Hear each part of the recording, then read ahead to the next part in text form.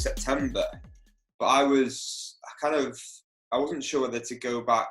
I'm originally from outside Manchester. It's a bit like, what should I do? But to be honest with you, I think once you've moved to London, because London's like your life now. Do you know what I mean? And if you're going home, it's like you're going back living with family and living by their rules, and it's like, do you know what? I'll pass on that. So yeah, mate, I'm still in London, and yeah, I'm glad I stayed, to be honest with you. Yeah, is that you find it better being based down there? Yeah, so much better. Oh, well, to be honest with you, I've not lived in Manchester permanently since kind of college years. Oh right, okay. Yeah. So I did 4 years at uni in Leeds. So I was based in Leeds for 4 years. So kind of, I'd say my base has gone more from being Leeds to being London. Yeah, okay. Which is, yeah, it's better, but not when this is a thing. Yeah. But yeah, it's good. Yeah, you're staying safe anyway. Yeah, just about. Yeah. I guess you kept quite busy at the moment with the label. Yeah, well, to be honest with you, I mean, because I work full time as well. Yeah. What do you do? And so I work in recruitment. Oh, right. Oh, my friend. Yeah. So, but with everything that's going on at the minute, it's one of those where there's, it's kind of, I've got a bit more time to kind of crack on with stuff, which is good, because I'm just about to. So obviously I've got that Chrissy record out next week now, and then I can just kind of bash through loads. Hopefully a few more. I don't want to say bash because I don't want it to become sort of quantity over quality. But, yeah. More than anything, just sort of little bits that you don't really want to do, like kind of promo mailers and all that. Because yeah. I remember I reached out to you and on the back of, because I put that post out about man. And that was more just obviously sending people music at, in a time where, to be honest, every little helps. Yeah. And I was just there like, I thought about it, and it's like, as ridiculous as it sounds, the label's been going for over 3 years, and wow. I still don't have a set list in which I send everything out to. Yeah. Okay. I just approach people and DJs and be like, hey, new release. But it's never like a structured approach of this is the new release, this is a bit of info, which when you become a bit more established as a label, that's a necessity. Like you have to have that laid out. So kind of all the PR stuff I'm using this time to get on top of. Oh, wicked. So are you doing it all sort of like, I wanted to chat first anyway, and then get into the podcast with this. This is quite interesting stuff, man. What are you using a distribution company or anything? Are you just doing it off your own back? No, so I use distribution for both digital and prep vinyl. For digital and vinyl. So we use Rubber-Dub now. Oh, cool. They're absolutely brilliant. Yeah.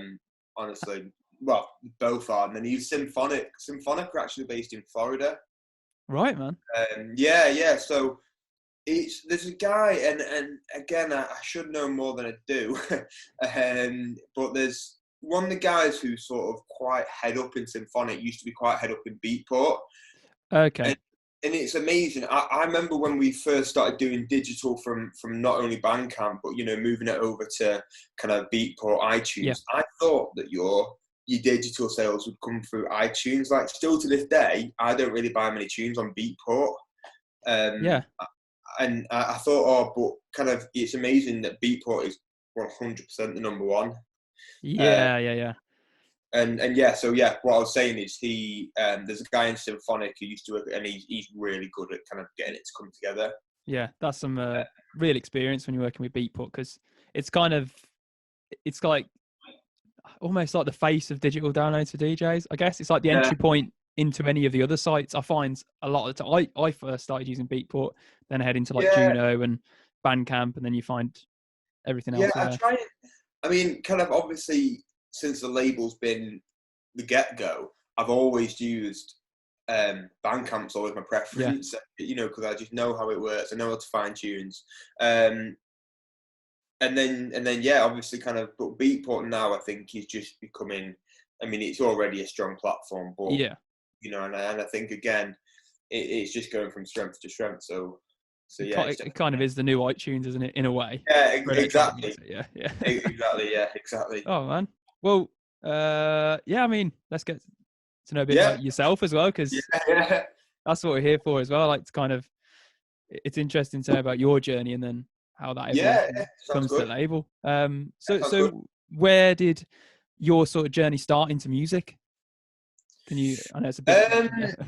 Yeah. honest, the thing with me is I've always been into music, but my and and again, to be honest with you, even from kind of as people still say, like, what is this? Because the amount of like different types of music that I'm into, I can Yeah. go from anything to like 70s disco and soul to kind of 90s UK garage to kind of new housey tech, more Mm. kind of that stuff. So yeah, always been into sort of music and always been into to sort of listening to new stuff. Yeah. Um, it came about quite late actually. I think it's sort of first year of uni did I first properly start to mix. Okay. Um, just Yeah. round at mate's house. So even at college, it was never. I was into music. I was into going out, but I wasn't into sort of mixing and getting more involved. Yeah. Um, started to play out a couple of times. Sort of resident gigs and not resident gigs, but sort of uni gigs Yeah. and Yeah. Small and parties, like yeah, wedding exactly. parties. Um, and yeah, that's where it began. And sort of from then, I think once you get that little in, and music is 100% that thing. Once you get that little, Yeah. Yeah. it's like you just become addicted to sort of wanting to learn more. And I Yeah. think there is an opportunity for you to kind of do so much within it. Um, that yeah, I obviously got that little bug. Well, especially within the world of music you've chosen to follow, it's got kind of a community where it's there if you're not aware of it, and then once you enter it, it's endless, isn't it? Everyone, it's a small world in a big world, you know. Yeah, no, exactly, and I think especially now and even sort of saying this as like I said, and again, it's still such a young label, but I say this from sort of starting out in 2017. Yeah, 2017 Yeah. to now, it is so much more of a community. You've got like Facebook groups. You've got so many people who want to help each other. Mm. Uh, which again, I can't comment for how it was years before, but Yeah. I think I can definitely see it getting better on that side. So it's becoming more of a social world for social media, almost, Yeah, for music. Yeah. exactly. Yeah, social media has helped bring that together. Yeah. So Definitely. what's the origins of Dantsu then? Why did that come about? What were you trying to Um, help somebody out getting signed, or honestly, where's that so begin? there was originally two of us until there was myself and Max until sort of last summer. It became just myself. Okay, Uh, so we pretty recent. yeah. So we lived together at uni. Really good friends, and we knew we wanted to get into something. Max had been involved in like events and stuff before, so everyone who runs events know it's just stress, and unless you're kind of a big event, any small time promoter is just stress. And I was like, don't want to be Yeah. involved in that. And we were both at the time. It was when lo-fi was becoming, because that's what we originally released. We sort of Yeah. Subjoy, like early lo-fi, or sorry, it's early that kind of sort of lo-fi. Mm. And yeah, we just wanted to use something to kind of showcase our taste in music. And obviously, it was only digital at the start, so that's where it sort of came from. Is just sort of we want to do something together involved in music, but what do we do? And then we thought, let's start a label. Max was studying music business at uni Right. in Leeds. So that's where that's come from. Yeah, I studied business. And yeah, just thought kind of why not? We were in uni 2 days a week, or we do the rest of the days sit down and do nothing like any student does. Yeah. And yeah, let's kind of do it. And yeah, we started that. So I think the first release was March 2017, Yeah. which So was it's been a good while, hasn't it? yeah, honestly, it has, because even like I kind of think about it now, and I know it's like I say, it's only 3 years, but when you think about sort of when you look back and you remember, because like I said, you remember what happened 3 years ago, and you remember like the place you were when it Yeah. first became Yeah. a conversation. You remember sort of the first conversations being had. And yeah, it kind of like obviously the next one was the 17th release. So That's mad, isn't it? yeah, it's been a Because few. It's been a few. hard work. Well, yeah, I mean, and it's it's good the way you say you started the label to sort of like put out your music tastes almost. And I Yeah, know you yeah, spoke about your music tastes; they're quite varied, and so is the label. It's kind of got like rave, breaks, minimal, garage, like techno. I think there's some DMB on one of the EPs, like house. It's kind of like everything. yeah, yeah. It's all great. Your quality control is so tight. Yeah, It, yeah. it Do you know what? works. Yeah, even now, like, and I think if I mean, for example, using like the Club Culture or the VA, like Mm. Club Culture Volume One was sort of, we had breaks, you know, kind of acidy, yeah, everything on there, and that was only a 4-track EP, and I think the reason I enjoyed doing the VAs, using these as an example, is because you get to showcase that. Yeah. And what I love is sort of the EPs where you can, you know, you can show what you're into, Mm. because as great as they are, and kind of that's what they're about, and that is their genre. I don't ever want to be a kind of a garage label. You know, Yeah. you've got some absolutely quality garage labels already out there. Using like Dr. Banana as an example, in my opinion, at the minute, nobody's going to beat them as a UK, you know, Yeah. kind of UK garage label. So why try and be something that somebody already is, when you can sort of just I think the best way to be is just sort of being yourself in what you're doing as a label. Mm. And if you rate it, then you're not going to regret it, because you've done it because you like it. Yeah. And yeah, that's what I've always tried to do, because honestly, like, I mean, I always think, like, if I was a Spotify playlist, like, I'd literally just be an like, you'd have Aretha Franklin. So yeah, and that is the way it will remain, is just sort of, you know, kind of such a variety of music in the releases. Well, it's great. I think that's why it's struck such an interest with me as well. Like, I have such varied tastes, and like making stuff. I'm like, oh, I'll make disco this day. Oh, I want to make some really fast stuff this day. It, Yeah, it, um, it really vibes with me, and I guess it really opens you up to what music you can take as well. Like when you get submissions, I guess that's quite interesting to yeah, hear a lot more 100%. varied stuff. Yeah, 100%. Like, and I think that's what's good, is we've now got to, you know, the label's got to a point now where, you know, the music that people send us, they know that there is literally no sort of kind of limit on what they can send, and that I will always listen.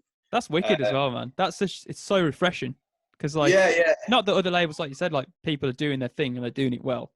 But sometimes, yeah, you know, like if I want to get on that label, it's got to be that sound. It's so refreshing to hear that. yeah. And I think, who can I use as an example? We've got, so on VA Comp 3, we had Main Phase.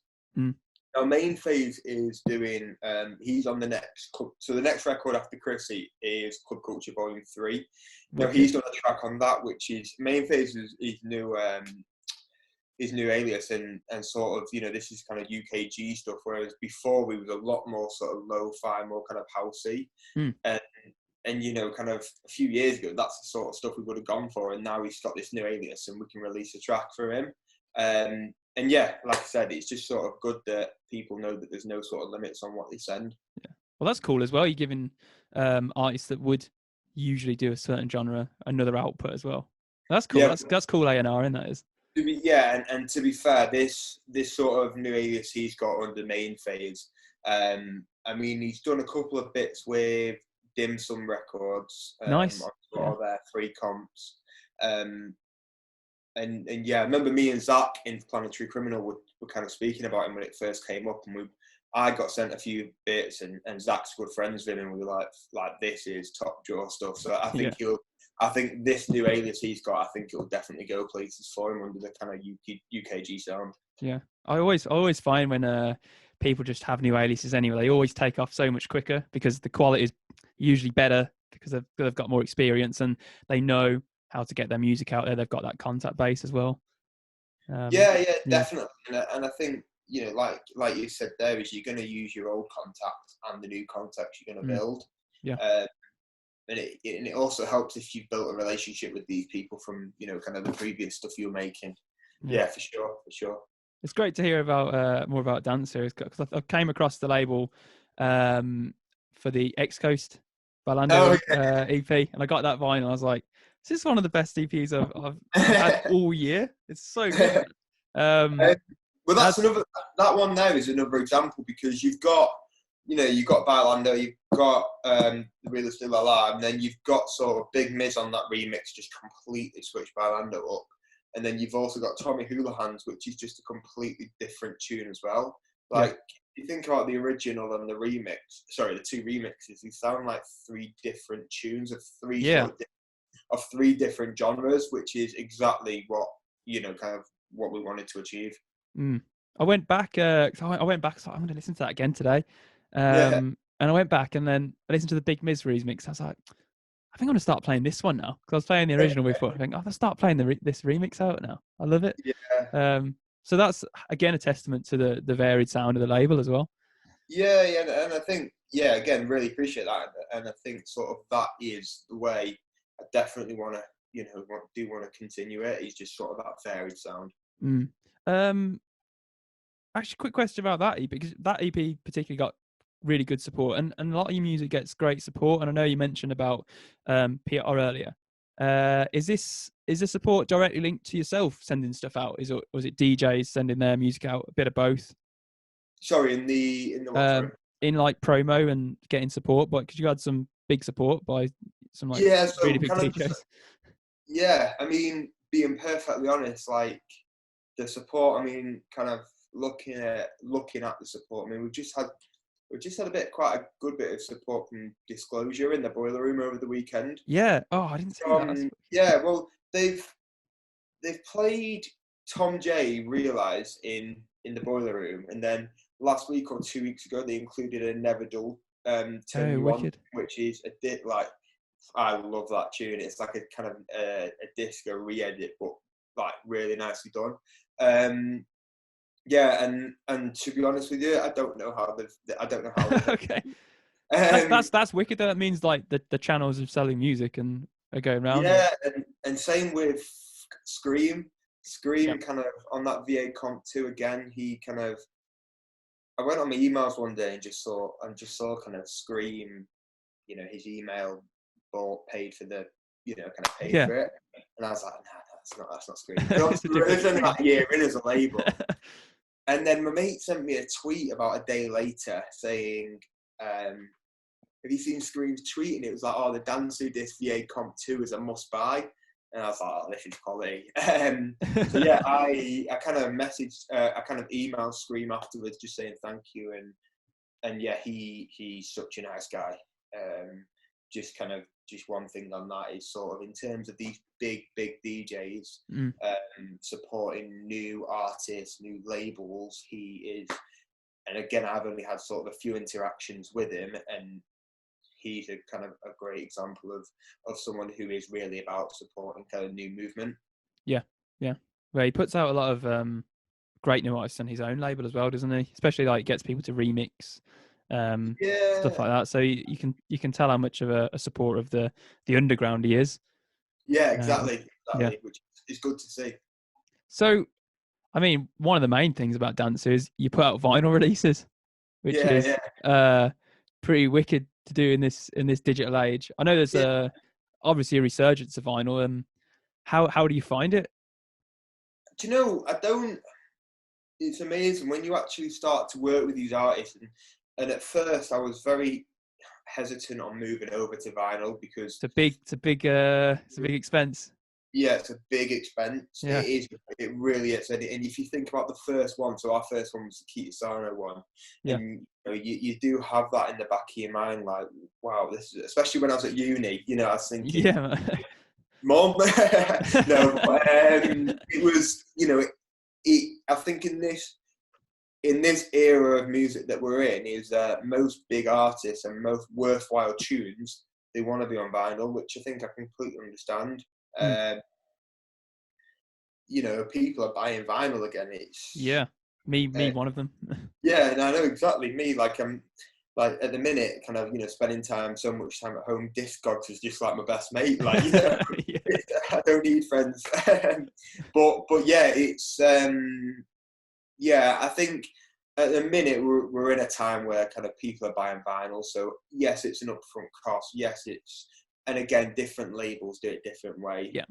I do it as an upfront cost to me. some do it other ways. I don't know, but yeah, I think now to be able to really solidify yourself as a label, it's good to put out final releases.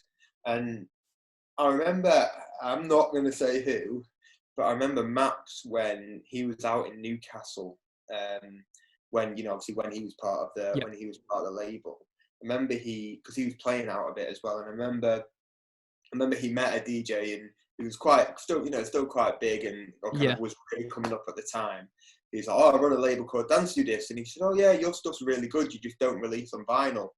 And I think that at the time, okay, that was a bit like a wake up call to say, "Come on, we need to start releasing on wax." That's pretty cool, man. Like like a line off a DJ, and you're like, "Yeah, we should do it." That's great. Yeah, exactly. But, from the horse's mouth, isn't it? Yeah, exactly. Oh, that's cool, man. So, yeah, you've been or involved in a lot of events like since the birth of the label. Is that a back off the DJing and like the student events, or is that more of a label thing than you wanted to do events with that?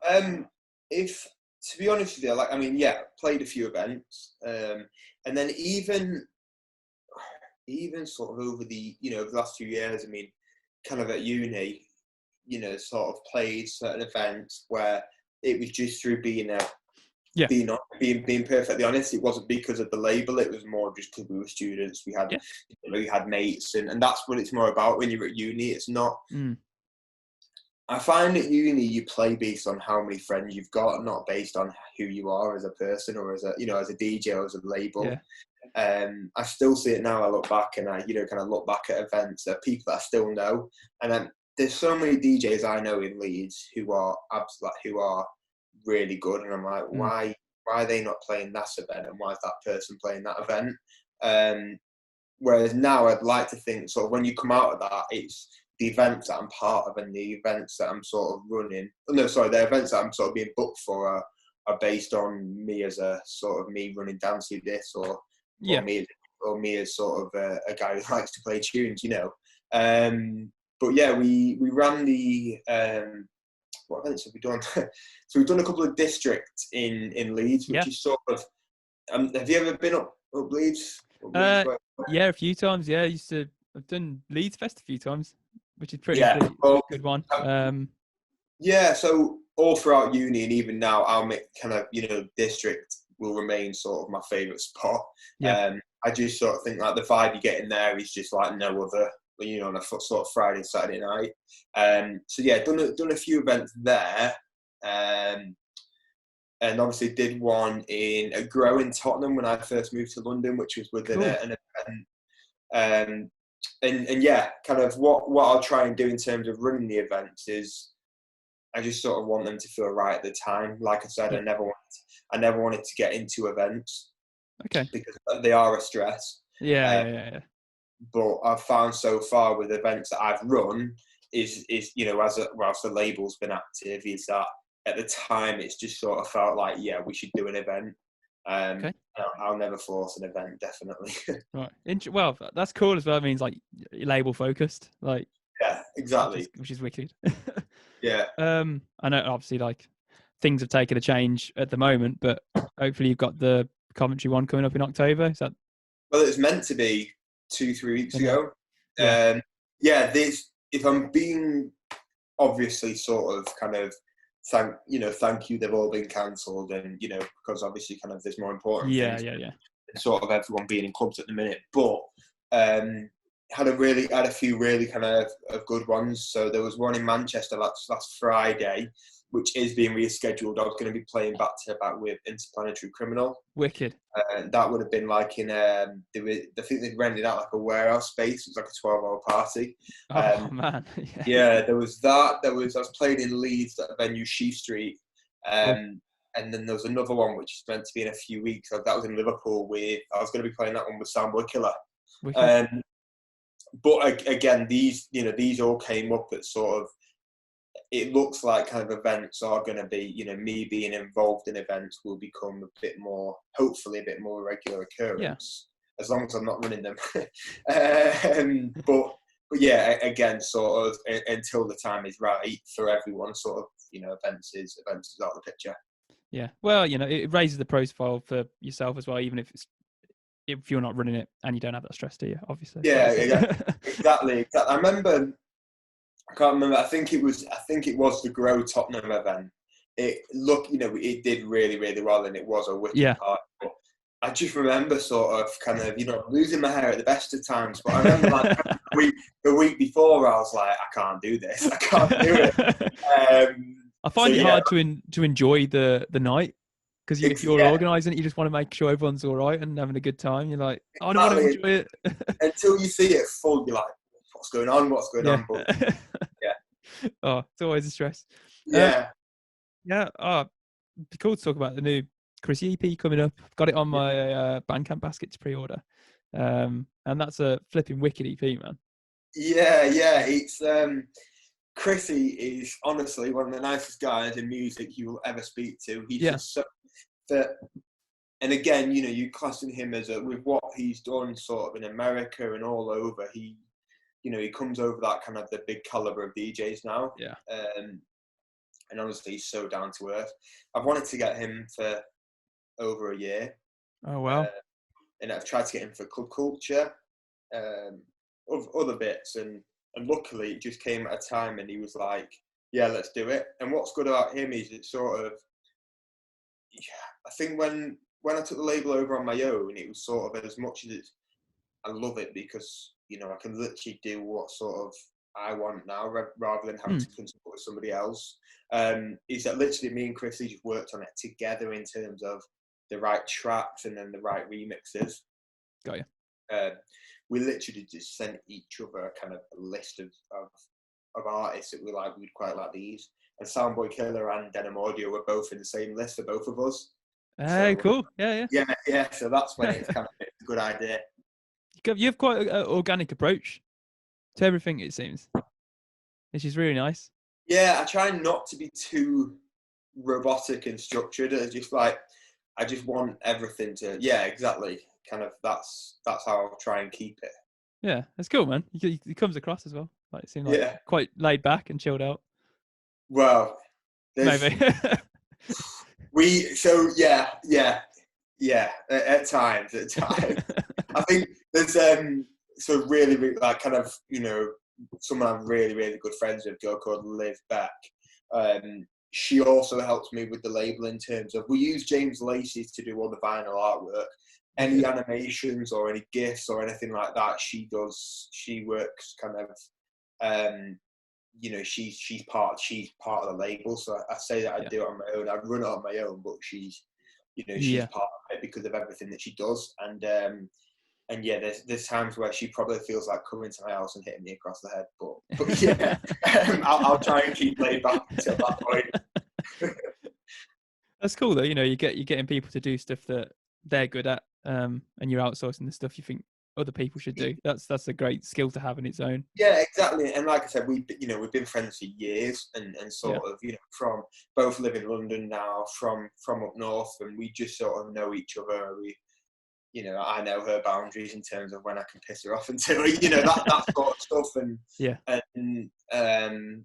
it really helps at kind of anything to do with artwork or animation and stuff like that she's good at. Yeah. Otherwise, I wouldn't be mates with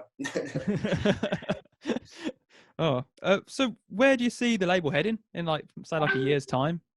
Have you got stuff already booked in for that next year? Have you got an idea of where you want to head with the label, or is it kind of keep going with that?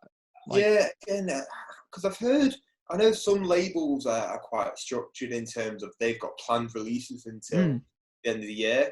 To be fair, this moment right now is the most structured I've ever been. Yeah. I've got the Club Culture Volume 3 coming out after the Chrissy record. We just finalised this morning actually, which is going to be somebody, kind of people who have been on the label before, kind of new people on the label. And all being well, there'll be sort of a tune that'll be a reissue on there. So that was originally, there's a track on it which is kind of a UK garage tune from '96. Wicked, man. Sort of, 24 years later, give it a bit of a release.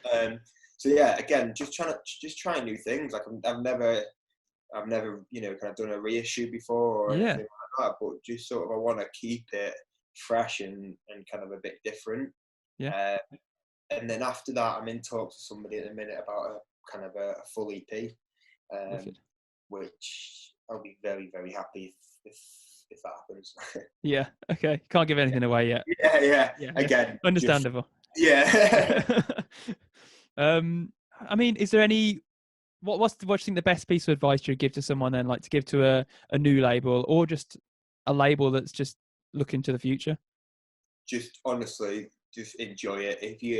If you don't enjoy it, it's not worth doing. Like, for me, kind of, and same for a lot of people in music, because until you get to that kind of, until you become that kind of mainstream artist who's kind of, it's never going to be a full-time thing. And if you work Monday to Friday, or you work whenever you work, and you've got to want to come home and actually want to do it. Because if you don't come home and want to do it, there's no point you doing it, because it's not going to buy you a Ferrari. Do you know what I mean? Yeah. So yeah, as kind of cliche as it sounds, just sort of enjoy it. Yeah, that comes across, man. That is very, very cliche. I feel like everyone. No, man, because like it's cliches for a reason. They're cliches because they're honest and it's the truth. And I think one more thing, just sort of keep it different. Yeah. Because there are a lot of labels out there who will try and follow other labels, and kind of the reason that other label you're trying to follow has become the label you're trying to follow is because they've been original in what they're doing, and they've done something that's slightly different. And I think sort of just maintain that process. Yeah. Nice.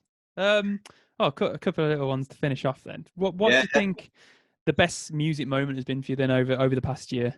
What sort of stood out? Me personally. Yeah, you or the label. That's pretty hard, that. I think sort of as a label is, again, just sort of working with the artists and getting the support from the artists that we have. Remember like last summer, sort of seeing videos from festivals like Lost Village and these sort of festivals. And if you'd have asked me a few years ago, kind of people playing the tunes, I'd see those people playing their tunes at festivals like that. It's really good just getting that support. That is a hard question. And again, obviously last year, in terms of me personally, I remember, got my phone kicking off. I remember we did the interview for Identification and Music Group, and I remember it was like, what are you looking forward to the most, for the rest of the year? And it was kind of outside of music. And I was actually going traveling post uni with two good mates of mine. Cool. And I had a message from someone who was like, "Oh, I run a small event in Vietnam. Would you come and play here?" And we were in Vietnam at that time. That's so cool, man. And I remember, it was just sort of, and again, it was by no means at all was it kind of the biggest crowd or to be fair, the best party that I've ever played, but it was everyone there enjoying themselves and sort of kind of playing some tunes in Vietnam, which was. But I remember they paid for sort of this stages set up to kind of turn it into like a little hippie festival. Yeah. And I got there, and it was all it needed was fire breathers, and it was sort of that vibe. It was good though. It was good. Yeah. But yeah, kind of. That's well cool. Yeah. That's probably one of the best ones I've had on here. Whole stage set up for you. And then, what do you think the most embarrassing moment has been? Oh, easy. Everyone always says this. I remember about 2 years ago, or maybe more. I went from Leeds, got a train from Leeds to Manchester to play on Limbo Radio. Yeah. Got there. I remember I just bought a new USB, and since this moment, I take 2 USBs to anything. I know what's coming. Yeah, I got there, and it was just like when I say my USB was completely, it was just gone. Oh man! It was impossible to mix, and it was like a 2-hour show. Oh. I was playing with, because we had Swales. It was when Swales released it. It was ages ago. It was me and him that went on, and yeah, I was like, I was just saying to him, your decks are absolutely buggered. You need to get new decks. Got home, got onto mine. I was like, yeah, shit, my USB's not. Oh man, it happens though, man. Yeah, so I think if you go on Mixcloud, you might actually hear that mix. And don't judge me on that mix. Everyone's just going to go straight to that mix now. Yeah. Oh, mate, that's absolutely wicked, man. It's been a pleasure to speak with you because I'm such a fan of dancing. And I was like, when you sent me those tunes through, I was like, I'm just trying to get more podcasts at the moment because usually I'll do these in a studio, and I'll come and link up. But it's the first time I've been doing ones over the net. It's actually kind of worked out really nicely because it's kind of quite personal still. Yeah, no, great to talk, honestly. And I think with these Zoom calls at the minute, it's just another thing is that with everything that's going on and there's so many sort of negative things, is that people are doing quality things, whether it's labels, sort of Zoom calls. I mean, I remember seeing Desert Sound Colony is someone who I'm a big fan of, and sort of he's doing production tips over Zoom. Yeah. This is quality, people are using kind of the negative situations to kind of bring some movements, which is good. People are inventive when they're trapped indoors. That's for sure. Inventive, pretty crazy. Yeah. Oh, thanks, man.